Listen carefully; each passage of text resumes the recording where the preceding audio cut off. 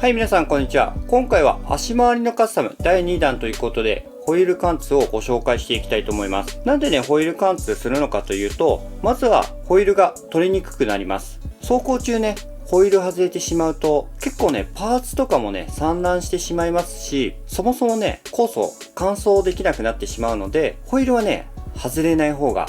いいと思います。そして、シャフトの六角面とホイールの設置する部分が増えるので、パワーロスっていうのも少なくなると思います。ということもあってね、僕はね、ホイール貫通必須のカスタムだと思いますので、まだやったことないっていう方は、ぜひ参考にしていただければなと思います。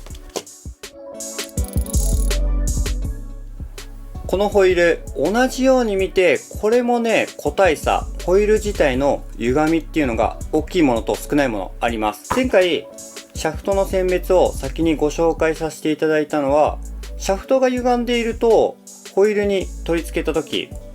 回して、歪んでるな、これ。でも、ホイールが歪んでいるのか、シャフトが歪んでいるのか、わからなくなってしまうので、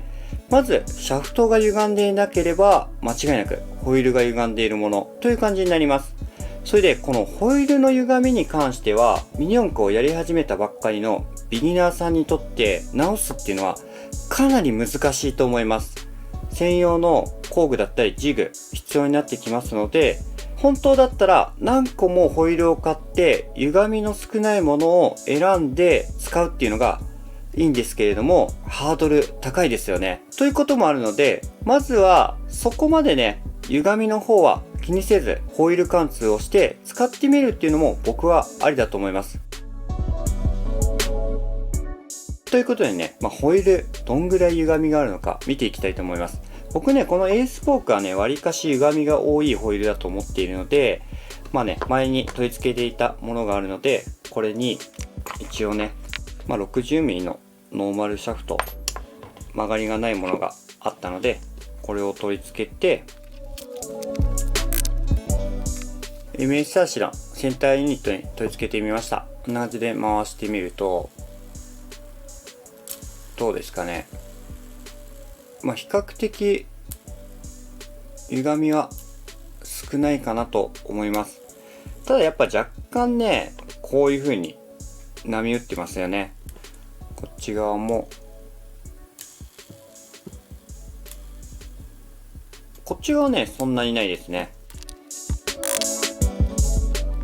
もう2つの方も見ていきたいと思います。こんな感じで、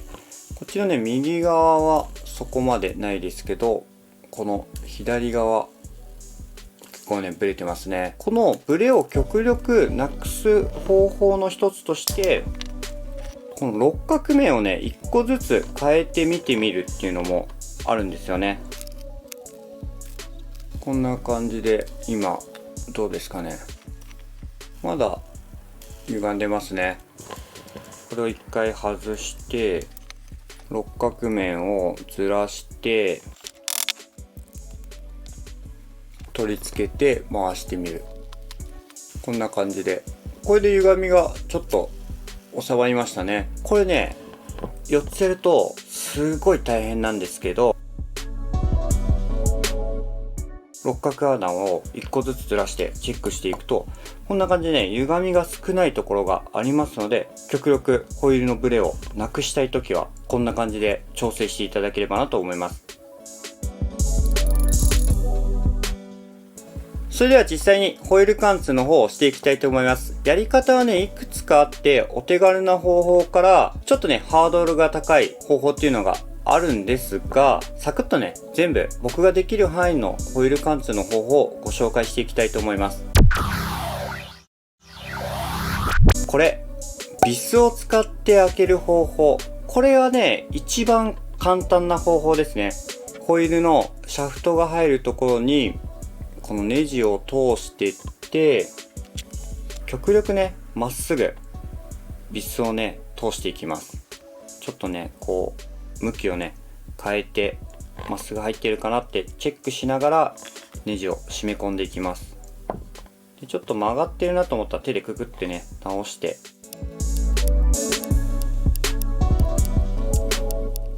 ネジを締め込んでいくと、こんな感じでホイールの反対側からビスが飛び出て貫通の方が完了ですね。あとはこのビスを取って一回曲がりのないシャフトを実際に通してあげます。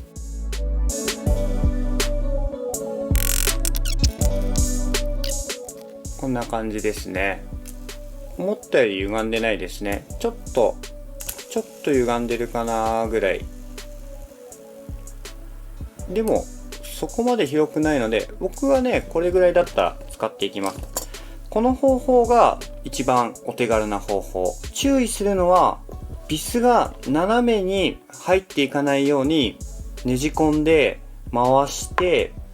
まっすぐ入っているのか確認して、もし曲がっているようだったらちょっと指でねグッて修正しながら締め込んでっていう感じでやっていきます。なのでね、短いビスよりもね多少長いやつの方がこの垂直かどうかも分かりやすいですし、指でね押さえやすいのでやりやすいと思います。これが一つ目の方法です。こういったピンバイスを使って開ける方法ですね。これもネジと一緒なんですが、こうやってね通していってなるべくまっすぐ開けていきます。クイックイッと入れて、ちょっとね回して曲がってないかっていうのを確認して、また入れてって、こうやってクイックイって手で確認して、で先ほどと同様曲がりのないシャフトを歪みをチェックしていきます。こんな感じですね。ちょっと歪んでますけど、許容範囲かな。ホイールのね選別していないのでこれぐらいでも問題ないと思います。またねこれも六角の穴位置1個ずつずらすともっとね歪みが少ないところっていうのも出てくるかもしれないので、その辺もねチェックしてみるといいと思います。使うのは電気ドリルと 1.7 ミリのドリル刃になります。こんなねごっついのじゃなくても全然大丈夫なんで、持っているって方はねそちらを使っていただければなと思います。刃をチャックして、もう同じですよね。このシャフトが入る穴に入れて回しながら一回ね手離して回して、歪みがあったら修正して、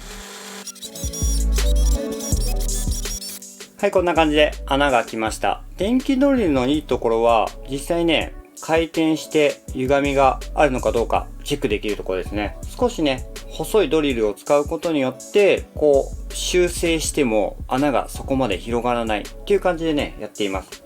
あとは先ほど同様シャフトを通してこんな感じで、多少歪んでますけどホイールの選別してなければ許容範囲かなと思います。最後はホイールピアッサーを使って開ける方法になります。ホイールピアッサー自体、ホイール貫通するジグっていうのはいろんなところから出ていて、僕はねこのポテンシャルレーシングさんのホイールピアッサーを使っています。こんな感じでセットして、これをね回してホイールを固定して、先ほど出てきたピンバイスと 1.8 ミリのドリル刃を使って開けていきます。これもね極力まっすぐ、